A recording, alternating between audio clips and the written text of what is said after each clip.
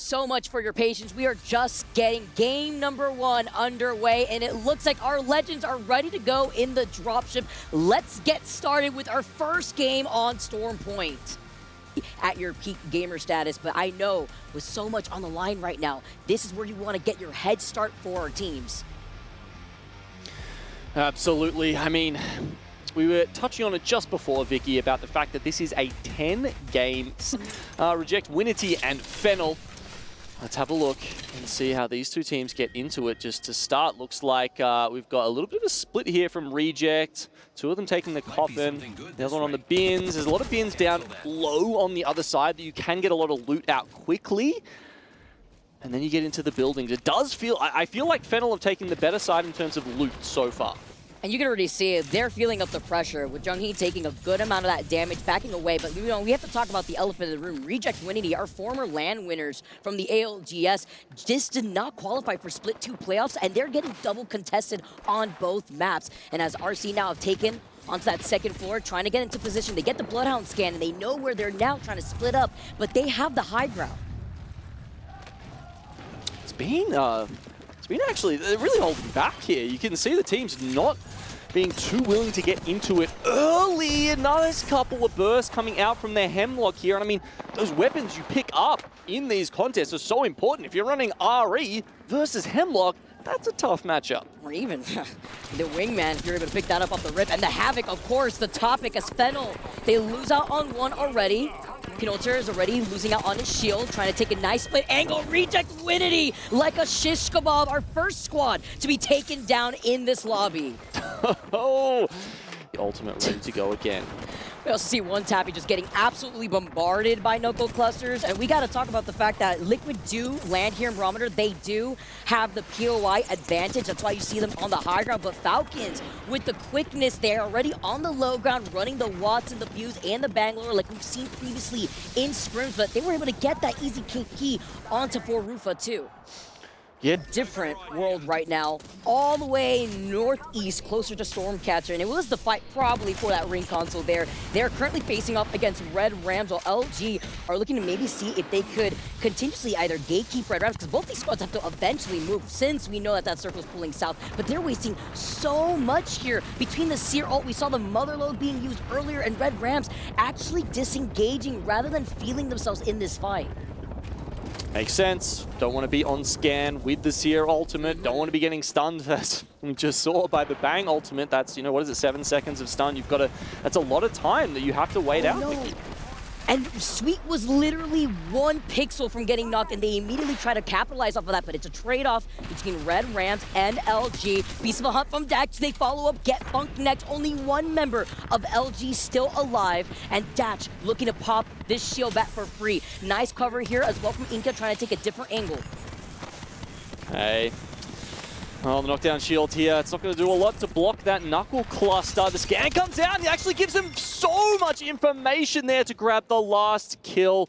Very well played by Red Rams. And, you know, we were kind of talking about... Actually, there was a jump tower that was called in earlier on, but the nice beams coming in from Datch. They are feeling this pressure right now, riding the momentum after that previous fight. Oh, wow.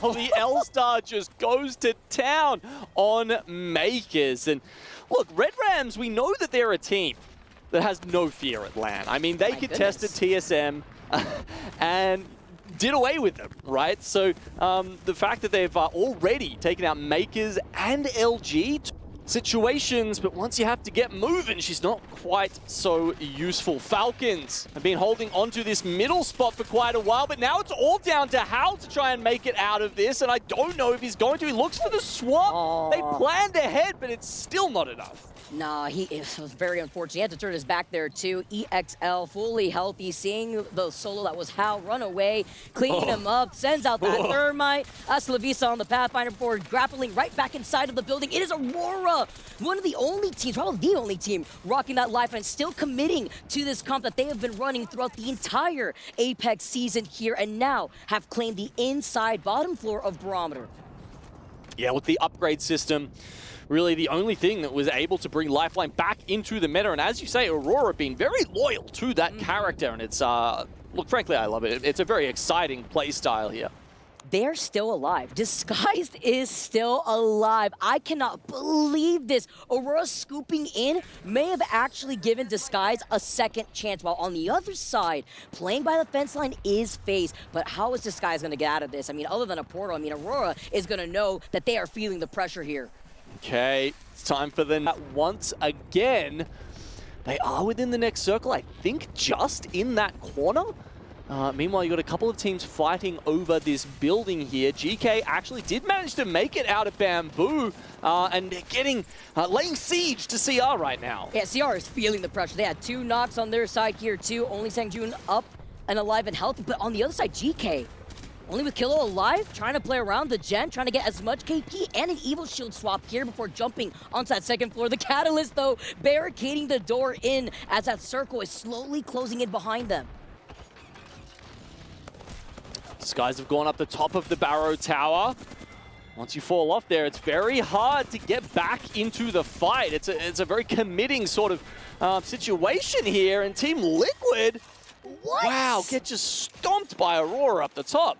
The timing from dominating. Remember, they were the only squad coming out of that southeast side of the zone after they took out Gaming Gladiators on their rotate through that DBZ building, and now also uncontested from the bridge point of view once this final circle closes. As FaZe is a duo, there's 2 squads coexisting in the Barometer building. It is GHS and Aurora.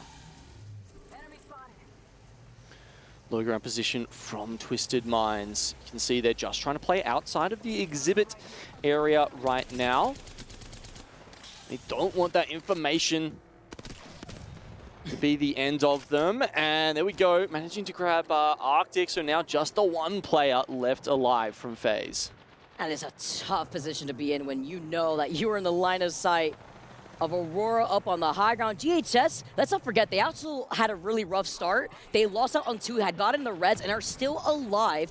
Crypto drone flying around. Nags, literally with only 1 shield bat, 1 med kit. Can he make this magic happen? Yeah, just looking at his face, I'm not sure he likes his chances right now. We'll see as the zone pushes everyone in here. The care package was still available for the lifeline above. At one point in Apex's history, you could kill people with the care package. We've got a very small zone here. Gonna send up the evac so that way they can jump around it here too. Distract as Aurora drop down from the high ground. Looking on the other side, love this split positioning that we're seeing currently from Aurora. Nice beams and lovely follow. FaZe get eliminated. Our last 3 squads left. All right, GHS, Aurora, Twisted Minds. Oh my lord, this bang ult from 9 Impulse is doing damage, and it looks like GHS are going to be on the wrong side of it. Twisted Minds, can they win from the low ground? I don't know. Aurora now punching through from the circle here, feeling that circle damage. Melee coming in as Aurora Gaming take game number 1, the pop-off from the squad.